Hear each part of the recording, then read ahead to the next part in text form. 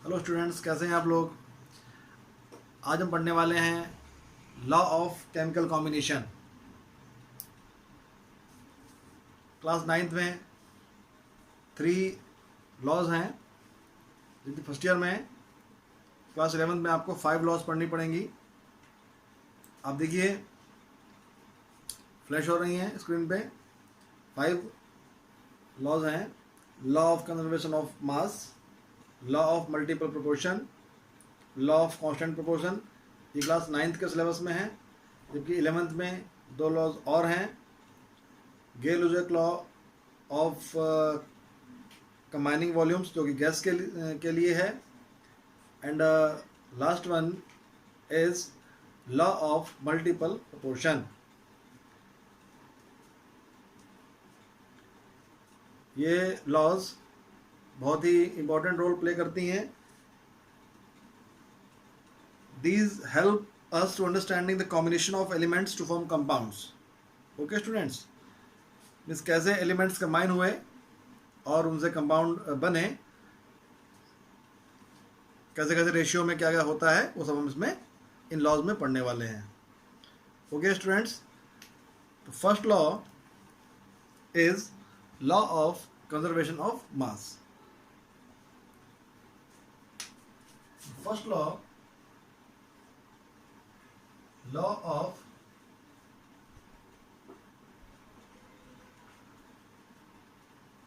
conservation of mass.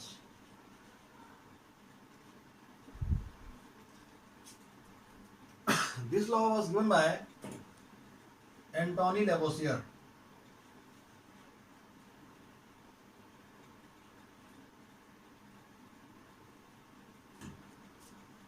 Antoine Lavoisier was also known father of chemistry. इन्हें father of chemistry भी कहते हैं। देखिए, जहाँ पर वर्ड कंजर्वेशन लिखा हुआ हो, किसी भी लॉ के बारे में बात हो रही हो, चाहे वो एनर्जी के बारे में बात हो रही हो, चाहे मास के बारे में बात हो रही हो, always right neither be created nor be destroyed. तो यहाँ पर हम बोल सकते हैं, क्योंकि ये मास की बात हो रही है, so we can say easily, according to law of conservation of mass can neither be created nor be destroyed. ना तो मास को हम बना सकते हैं, ना उसको डिस्ट्रॉय कर सकते हैं। या तो इससे ऐसे बोलें कि during a chemical reaction masses of reactants and products remains conserved.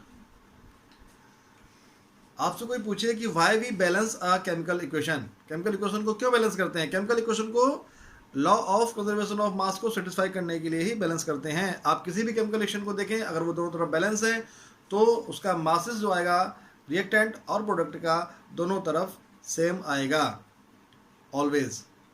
So this law was given by Antoine Lavoisier in 1774। In 1774 students, एक एग्जांपल देख लेते हैं इसका क्या स्टेटमेंट है। Mass can neither be created nor be destroyed, और during a chemical reaction mass of reactant and mass of product remains conserved. एक example देखते हैं। कैल्शियम कार्बोनेट, CaCO3 है कैल्शियम कार्बोनेट, इसको हम डिकम्पोज करते हैं by means of heat. Delta represents heat. It is an example of thermal decomposition reaction. Okay, तो it will split up into calcium oxide and CO2. Calcium oxide is also known as quicklime.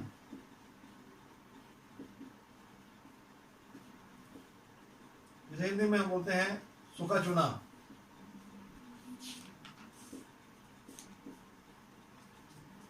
Okay, अब देखिए calcium का atomic mass calcium का होता है Ca=40, carbon का 12, oxygen का होता है 16. आप निकालें in the reactant side, if you calculate atomic mass, then it will be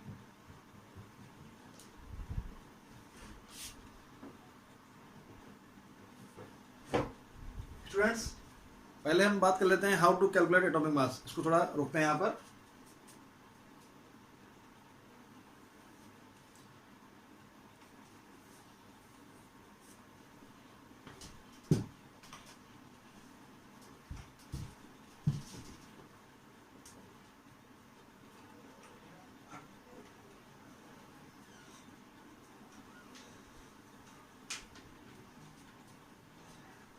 कुछ कॉमन एलिमेंट्स के मासेस लर्न कर लीजिए पहले आप लोग. For example carbon, oxygen, sulphur, nitrogen, hydrogen. Carbon का 12, oxygen 16, sulphur 32, nitrogen 14, hydrogen 1, phosphorus 31. कुछ कॉमन एलिमेंट्स हैं, इनके आप लर्न कर लीजिए. इनके तो आप जनरली आपको आने ही चाहिए. Chlorine 35.5, Na 23, K 39. In common elements के मासेस आपको लर्न होने ही चाहिए. Okay, we start from water, a very simple compound. How to calculate atomic mass of water? अभी इसकी भी बात करेंगे, how to calculate atomic mass of water. Okay,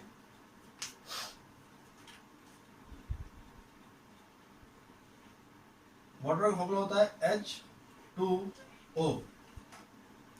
देखिए स्टूडेंट्स, यहाँ पर 2 हाइड्रोजन है और 1 ऑक्सीजन है. Here 2 hydrogen and 1 oxygen is there.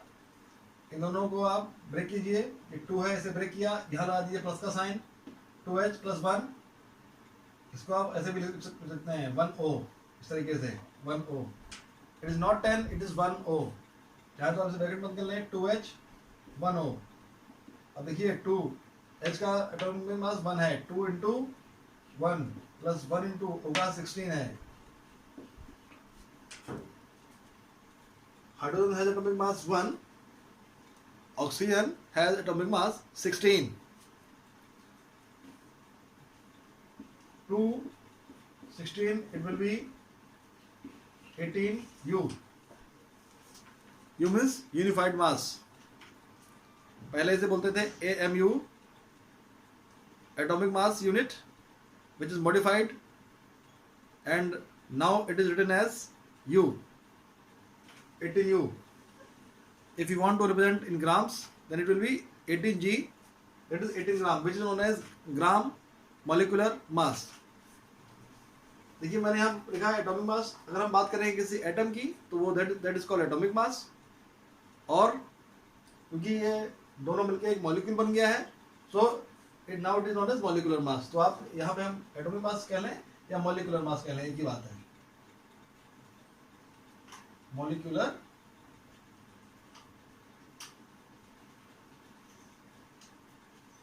Mass. Okay students, तो हमने यहाँ पे वाटर मॉलिक्यूल निकाला 18U और 18 gram molecular mass. Suppose now we take example of sugar C12H22O11. C12 देखिए यहाँ पर 12 कार्बन है, 22 हाइड्रोजन है एंड 11 ऑक्सीजन है. First of all we have split up the molecule. 12 carbon, 22 hydrogen, 11 oxygen atoms. हमने इस कंपाउंड को पहले स्प्लिट अप कर दिया. यहाँ साइन आएगा प्लस का, यहाँ आएगा साइन प्लस का साइन आएगा। अब देखिए 12 into 12, 22 into 1 plus 11 into 16। If you will you calculate 12 into 12, 12 into 12, it will be 144u plus 22. If you multiply this, 12 into 12, 144, 22 into 1, 22, 11 into 16, it will be 176. How much? अगर आप इसे चाहे तो multiply कर सकते हैं, मल्टीप्लाई करना पड़ेगा, मैंने कर लिया है पहले से। It is 176. Whenever you will plus it, 4 to 6, 6, 12, 4 तो 6, 4 to 6, 7 7 14, 4 और 2 1 3, 342u। ये इसका मोलिकुलर मास आ जाएगा। ओके, इस तरीके से आप और प्रैक्टिस कर सकते हैं मोलिकुलर मास का, तो वो आपको निकाल लेंगे उसमें। ठीक है स्टूडेंट्स, यहाँ पे आते हैं हम लोग। अब देखिए इसको CaCO3, calcium is how much calcium, देखिए कैल्शियम के लिख दो यहाँ पर, कैल्शियम होता है 40, calcium is 40,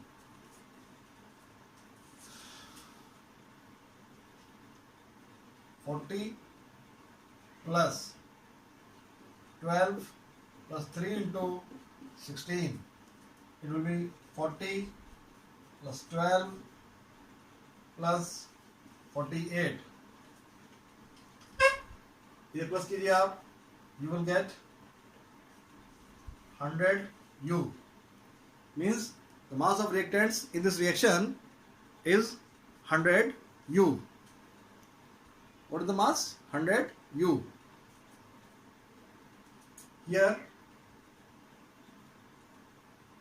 in the product side 40 होगा Ca का और ऑक्सीजन का होगा 16, it will be 56u. आगे देखते हैं कार्बन,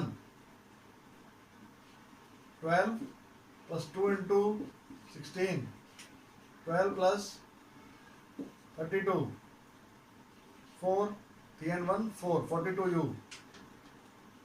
अगर आप 56 और 44 को ऐड अप करेंगे, you will get 100u. LHS and RHS is equal. आपने देखा कि जो मास रिएक्टेंट्स का पहले था वही मास रिएक्टेंट्स का बाद में भी रहेगा। So it is the law of conservation of mass. Now students, second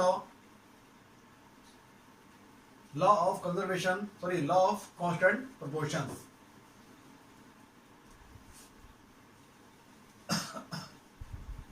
Law of constant proportion.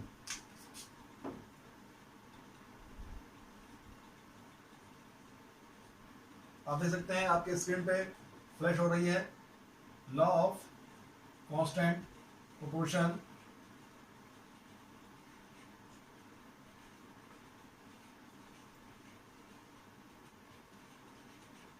और लॉ ऑफ डेफिनिट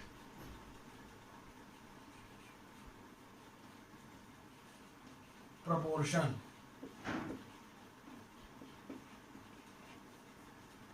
क्या कहती है ये लॉ?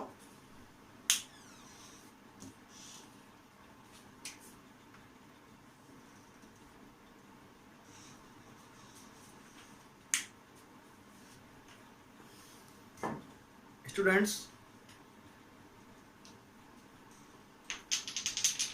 समझ बैठिए, ध्यान से समझिए इसको। स्टूडेंट्स,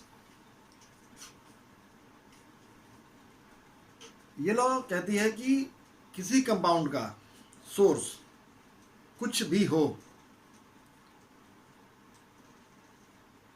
उसका जो रेशियो है उसके कॉन्स्टिट्यूएंट्स एलिमेंट्स का, it will always be definite. जैसे मान लीजिए हम बात करते हैं वाटर की, एग्जांपल लेते हैं वाटर का, ठीक। You have taken water from your tap, आपने नल से पानी लिया आपने एक टेस्ट ट्यूब में, एक टेस्ट ट्यूब में पानी लिया आपने रेन का वाटर, एक टेस्ट ट्यूब में लिया आपने पॉन्ड का वाटर, एक लिया सी वाटर, किसी रिवर का वाटर, नाली का वाटर, गटर का वाटर, कहीं का वाटर लें टेस्ट ट्यूब में आप लें, मीन्स आप कहीं का वाटर लें, क्योंकि वाटर है उसका फॉर्मूला H2O ही रहेगा और उसको बनाने वाले जो एटम्स हैं उनका रेशियो भी 1:8 ही रहेगा। It will always be fixed, always be definite, always be constant. Means किसी भी कंपाउंड को बनाने के लिए हमारे सोर्स कैसे भी हों, लेकिन उसके कॉन्स्टिट्यूएंट्स का जो रेशियो है it will not change, it will always constant. It is the law of constant proportion that was given by Joseph Proust. It was given by Joseph Proust.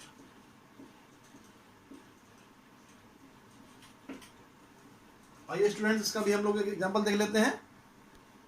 Students देखें, आप न्यूमेरिकल आपके screen पर flash हो रहा है, देखते हैं। In an experiment 1.288 gram of copper oxide was obtained from 1.03 gram of copper. Okay, means 1.03 gram copper से 1.288 ग्राम कॉपर ऑक्साइड ऑब्टेन हो रही है। सेकेंड एक्सपेरिमेंट में 3.672 gram of copper oxide gave on reduction 2.938 gram of copper. आपको ये बताना है कि जो फिगर है हमारे इस क्वेश्चन में दिए गए हैं, they obey the law of constant proportion. Okay students, तो लेट वी स्टार्ट। स्टूडेंट्स, दो एक्सपेरिमेंट किए गए यहाँ पर, तो यहां पे हम लिखेंगे फर्स्ट एक्सपेरिमेंट, यहां पे लिखेंगे हम लोग second experiment. Okay, in first experiment mass of copper is, mass of copper how much, 1.03 gram. Okay, how much copper oxide obtained, mass of copper कितना, mass of copper oxide how much, it is 1.288 gram. Means इतने copper से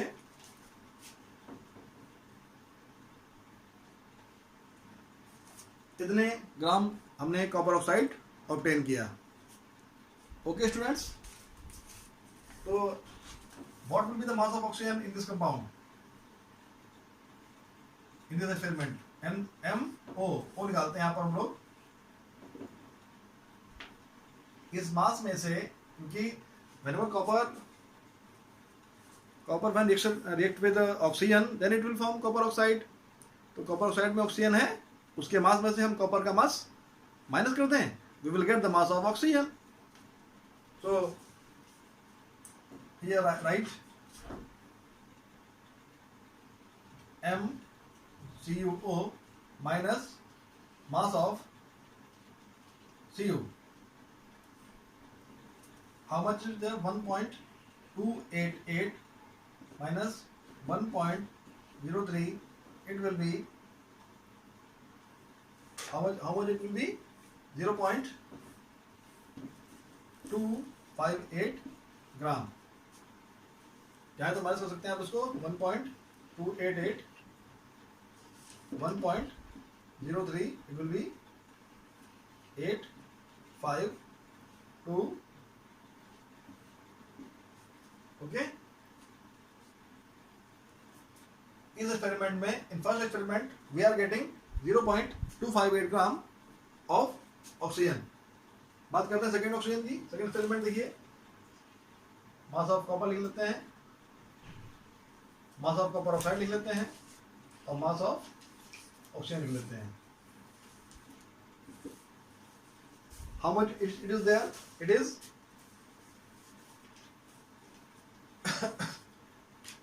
2.938 gram, 2.938 gram copper है।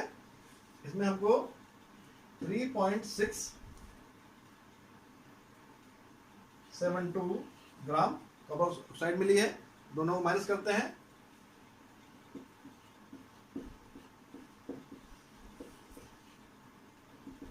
How much it will be? 0.734 gram. Okay students, now यहां पे निकालते हैं हम लोग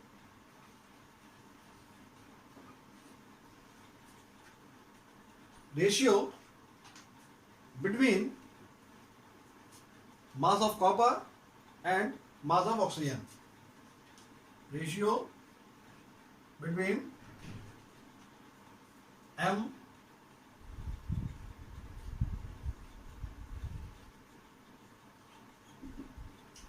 देखिए, it is 1.03 gram and it is 0.258 gram. Whenever you will calculate it, you will get 4:1. जब आप इसको सॉल्व करेंगे तो आपको आंसर मिलेगा 4:1. आप चाहें तो इसे सॉल्व कर सकते हैं, सॉल्व करना पड़ेगा इस तरीके से। जब आप इस डेटा को सॉल्व करेंगे, यहाँ पर आप निकालेंगे रेशियो सी और ओ के बीच में 2.938 ratio 0.734. Here you will also get 4:1. ठीक है, क्या यहां क्लियर हुआ? ये इस एक्सपेरिमेंट में कॉपर ऑक्साइड अदर मेथड से प्राप्त हुई, मीन्स ये कोई अलग एक्सपेरिमेंट था, ये वाला कोई अलग एक्सपेरिमेंट था। दोनों में बना क्या? Copper oxide. कॉपर ऑक्साइड का, कॉपर का मास दोनों में डिफरेंट था। ये अलग एक्सपेरिमेंट, ये अलग एक्सपेरिमेंट, बट दोनों ही केस में कॉपर का और ऑक्सीजन का जो रेशियो आ रहा है, इट इज 4:1. तो ये डेटा हमारा क्या शो करता है? ये डेटा हमारा ये शो करता है कि it shows law of constant proportion. मैंने बताया आपको, किसी कंपाउंड का सोर्स चाहे कुछ भी हो, उसके जो कॉन्स्टिट्यूएंट्स हैं उनका रेशियो हमेशा डेफिनेट रहेगा, फिक्स रहेगा। Law of multiple proportion. Students, this law was given by Dalton in 1808. इस लॉ में क्या है? इसमें यह है कि if two elements combine to form more than one compound, means कोई भी दो एलिमेंट मिलकर कोई एक से अधिक कंपाउंड बनाते हैं, तो then the different masses of one element which combine with the fixed mass of the other element bear a simple ratio one another. Means जो फिक्स एलिमेंट, एक एलिमेंट फिक्स है मतलब उसका मास फिक्स है और दूसरा एलिमेंट के अलग अलग मास से हमने कंबाइन किया है, तो आपस में इनमें एक सिंपल रेशियो होगा दोनों एलिमेंट्स के बीच में। इसको हम एग्जाम्पल से समझते हैं। फॉर एग्जाम्पल, और आप देखिए इसकी डेफिनेशन फ्लैश हो रही है, आप इसको एज इट इज लर्न कर सकते हैं और इसे समझ सकते हैं। Let me see this example. मान लीजिए नाइट्रोजन ऑक्सीजन से कंबाइन होकर डिफरेंट कंपाउंड बनाता है, ठीक है। तो देखते हैं नाइट्रोजन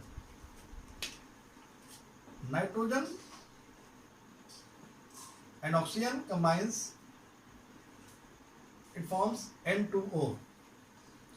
यहां पर 28 पार्ट्स नाइट्रोजन का, 16 पार्ट्स ऑक्सीजन से कंबाइन हो रहा है।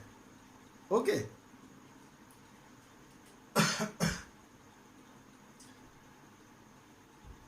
N2O3 सेकेंड कंपाउंड, इसमें 28 पार्ट्स नाइट्रोजन कंबाइन होकर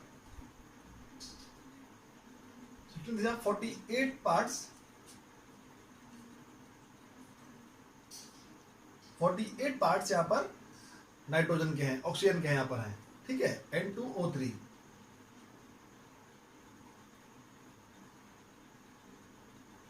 N2O4, here 28 parts of nitrogen, 16 for the 64। 16 क्यों आया यहाँ पर? Why it is 16? Because देखिए आप समझिए, नाइट्रोजन का मास होता है 14 वैसे, लेकिन यहाँ पे दो एलिमेंट है, एटम के फॉर्म में 14 रहेगा, और N2 ले लेंगे तो 2 into 14 it will be 28। Similarly, oxygen has mass 16U, 16U। Okay?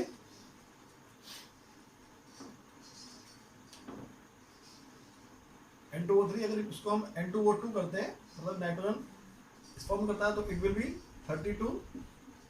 अगर यहाँ पे हम 3 लेते हैं, N2 48। आप देख रहे हैं नाइट्रोजन के ही डिफरेंट कंपाउंड्स हैं, नाइट्रोजन का फिक्स मास ऑक्सीजन के डिफरेंट मासेस से कंबाइन हो रहा है।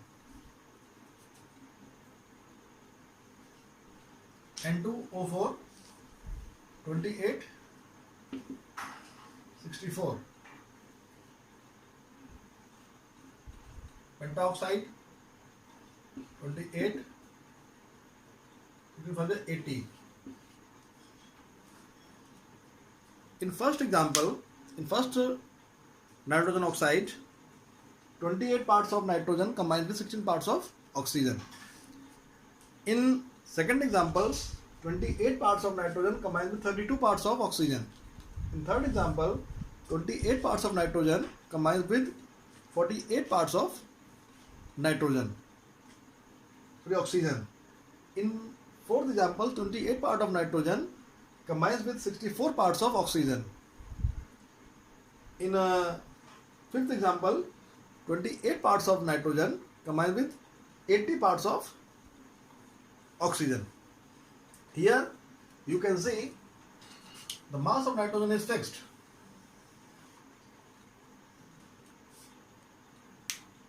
But the mass of oxygen is different in all compounds. So इनमें क्या रेशियो होगा? 16 16, 16 32, 16 48, 16 64, 16 80 मीन्स नाइट्रोजन का फिक्स, जब नाइट्रोजन का फिक्स मास ऑक्सीजन के, यहाँ पर नाइट्रोजन का फिक्स मास जब ऑक्सीजन के डिफरेंट मासेस से कंबाइन करेगा, तो इनमें आपस में क्या रेशियो आएगा? 1:2, 3, 4, 5। Okay, it is the law of multiple proportion. Students, class 9 में 3 ही लॉज हैं, तो इस वीडियो में इतना ही। Soon I will make new video that will be part 3rd of this chapter. Thank you, students.